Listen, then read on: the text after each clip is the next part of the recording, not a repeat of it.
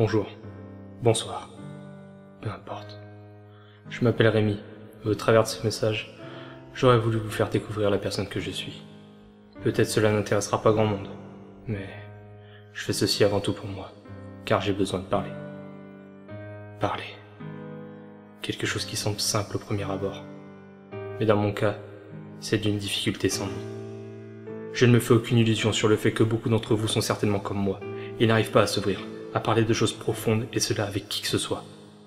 Non pas car il s'agirait d'une quelconque forme de faiblesse, non.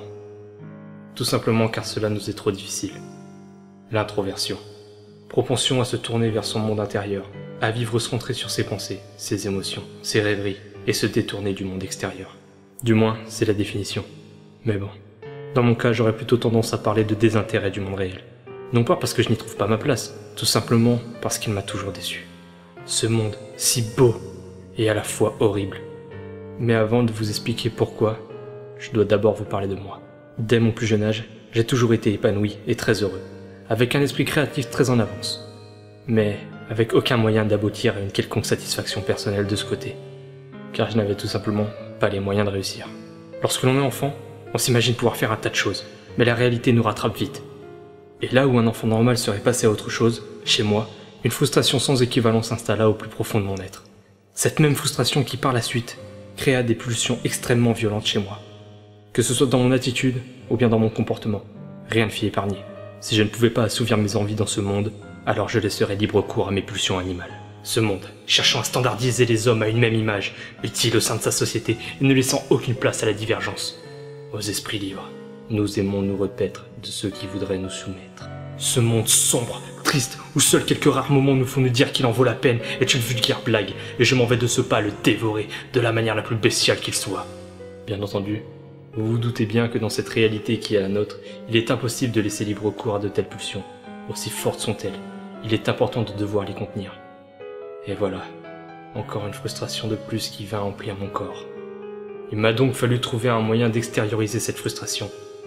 Et c'est alors que j'ai commencé à me réfugier dans des mondes fictifs, mais qui à mes yeux étaient bien plus tangibles que cette fade réalité dans laquelle nous vivons tous, ou devrais-je plutôt dire, nous survivons tous. J'ai tout essayé, séries, BD, jeux vidéo, et surtout les jeux de société, tout ce qui me permet un investissement spirituel loin de cette réalité sans goût. Mais ce n'était pas suffisant. Là encore, je n'étais qu'un spectateur, devant se plier aux règles établies par un réalisateur, un auteur, un concepteur ou un maître du jeu. Et c'est là, devant cette nouvelle situation, ne me permettant pas encore de m'épanouir pleinement, que j'ai compris. Les univers dans lesquels je me cherchais un refuge ne me permettaient pas de m'investir pleinement, tout simplement parce que ces visions d'un monde idéal n'étaient pas la mienne. Elle est celle de leur créateur. Je devais donc créer mon univers, ma réalité de secours, l'endroit où je pourrais enfin pleinement extérioriser ce qui bouillonnait en moi. Je commençais donc à créer mes propres mondes, par le biais de dessins, plus précisément dans la bande dessinée. Et ça fonctionna, du moins pendant un moment. Le temps passé à réaliser une planche était tellement long que je finis par ne plus trouver cette sérénité qu'elle m'avait apportée par le passé. Et le problème majoritaire venait d'un handicap dont je suis victime depuis mon plus jeune âge, la dyslexie dysorthographique. La dysorthographie, elle se définit comme un trouble de l'acquisition de l'orthographe.